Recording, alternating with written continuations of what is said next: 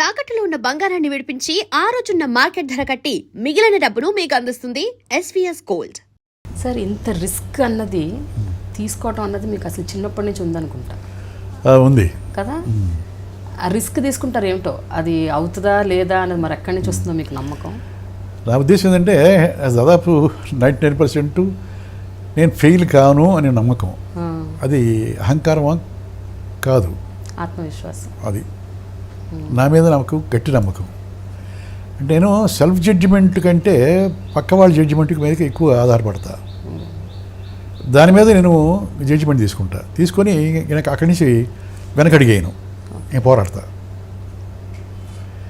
నేను అనుకున్న తర్వాత సబ్జెక్ట్ మొత్తం దిస్ 80 సీన్స్ 85 సీన్స్ అనుకున్న తర్వాత అప్పుడు డైరెక్టర్ పిలుస్తా. ఆ లోపల కథ చెప్పను ఎవరికి, నేను ఒక్కడనే కూర్చొని రాసుకుంటా. అప్పుడు ఏ సీన్లో ఏమి డైలాగులు మాట్లాడాలి, ఎవరు మాట్లాడాలి, ఎంత మాట్లాడాలి, అది మొత్తం వాళ్ళు చెప్పి రాయిస్తా. మొత్తం రాయించిన తర్వాత మొత్తం బౌండ్ చేసిన తర్వాత ఏ సీన్లు ఉన్నాయో అవే షూట్ చేస్తా. తీసిన సీను ఎప్పుడు ఎడిటింగ్ రూమ్లో తీసేయను, ఒక్క సీన్ కూడా. ఇదంతా పాత సిద్ధాంతం, మహామహుల ఆదర్శంగా తీసుకొని చేసిన ఇది. టైం వాచ్ పెట్టుకొని ఒక్కో సీను ఎన్ని సెకండ్లు వస్తాయి, ఎన్ని నిమిషాలు వస్తాయి కూడా పర్ఫెక్ట్గా చేసుకుంటా. అందువల్ల మాకు ప్రాబ్లం ఉండదు, షూటింగ్ ప్రాబ్లం, ఎక్స్ట్రా ఖర్చులు కావడం, బడ్జెట్ తరగటం కానీ, అనవసరమైన సీన్లు షూట్ చేయటం, వాటిని తీసేయటం, ఇవి లేవు. బట్ ఈ రోజుల్లో చాలామంది డైరెక్టర్లు, అంటే కొంత నిష్ణాతులైన డైరెక్టర్లు చాలామంది ఉన్నారు, పెద్ద పెద్ద డైరెక్టర్లు, యంగ్స్టర్స్లో కూడా. బట్ కొంతమంది అంటే ఇష్టం వచ్చినట్టు తీయటం, కథ ఉండదు, వాళ్ళు ఏదో నైట్ అనుకోవడం, రేపు పొద్దున్న తీయటం, ఇది మళ్ళీ 3 రోజుల తర్వాత అది మార్చడం, ఇంకోటి తీయటం, కుప్పలుగా అక్కడ 8 గ్రూపులో పారేయటం, అలా జరుగుతున్నాయి. మనకి విద్య నేర్పారు మహానుభావులు. పాత సినిమాలు చూస్తే మనకు తెలుస్తుంది, అది జారు అంతే పాఠం. ఎడ్యుకేషన్ అది పర్ఫెక్ట్ ఎడ్యుకేషన్ అది.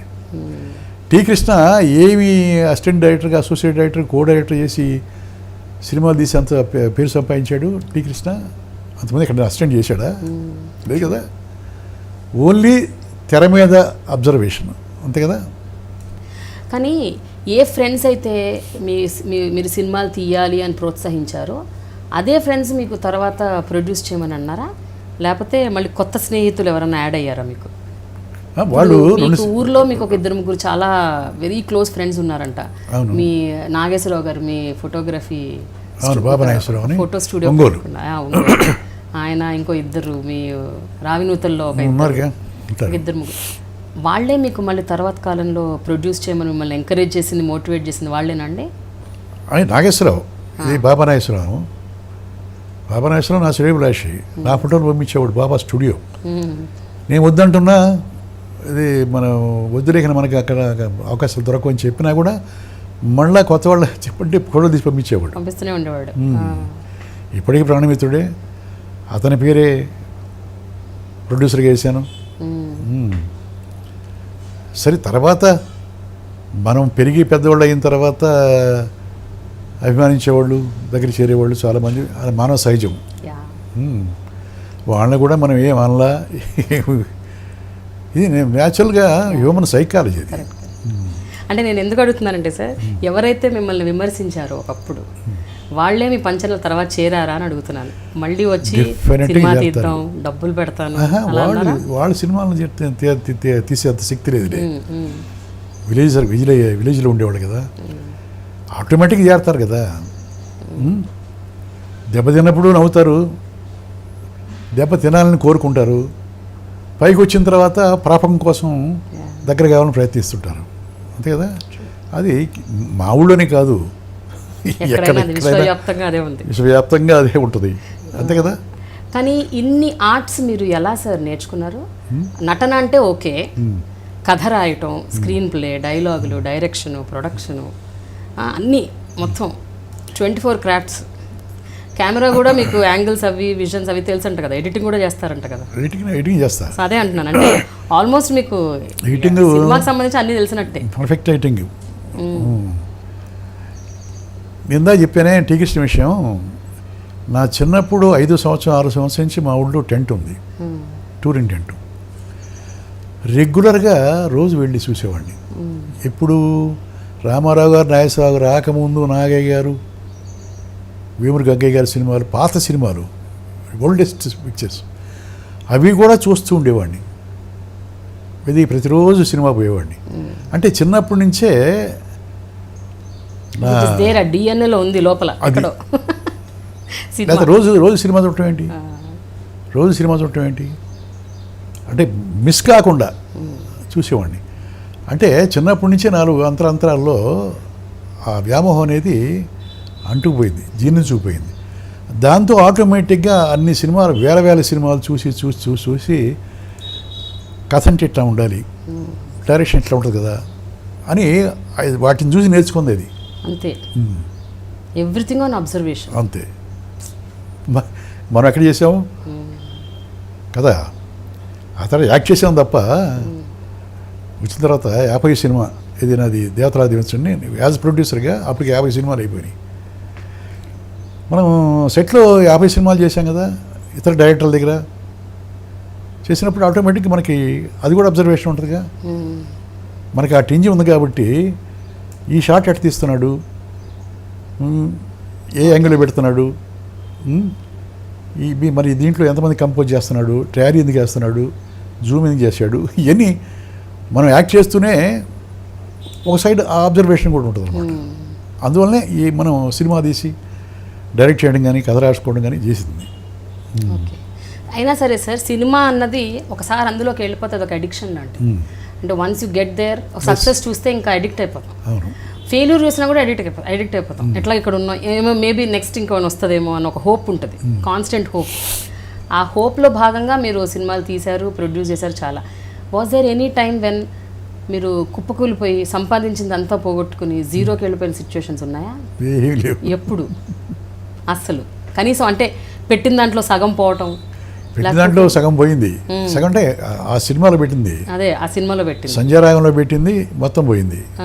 అప్పట్లో 8 lakhs అయింది. ఎప్పుడైంది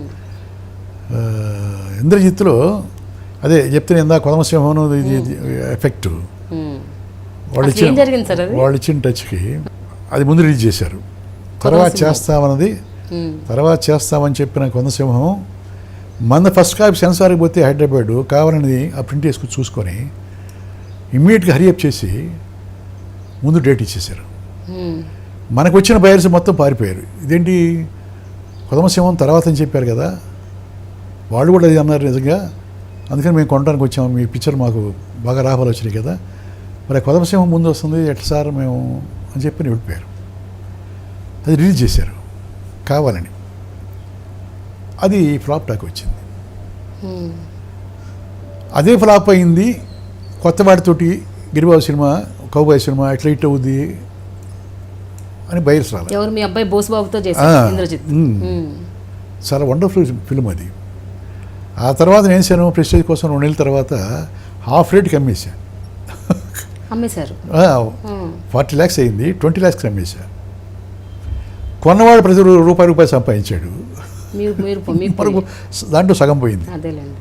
అంతే తప్ప నాకు పిక్చర్స్లో పెద్ద నష్టాలేం లేవు. ఓకే, తీసిన ప్రతి సినిమా ఏదర్ డబ్బులు యాజ్ ఇట్ ఈస్ అన్న వచ్చాయి, లేకపోతే కొంచెం ఎక్కువ వచ్చాయి, లాభాలన్నీ వచ్చాయి.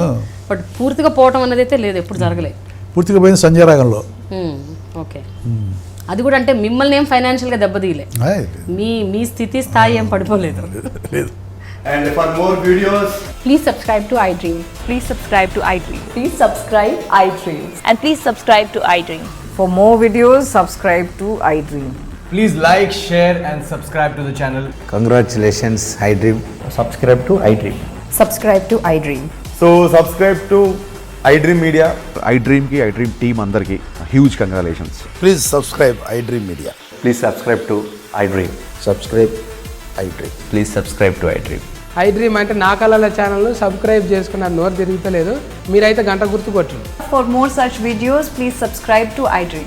Subscribe to iDream. Please subscribe to iDream. Please subscribe iDream Media. Please do subscribe to iDream. Please subscribe to iDream Media. For best entertainment and information, please subscribe iDream. And don't forget to subscribe to iDream.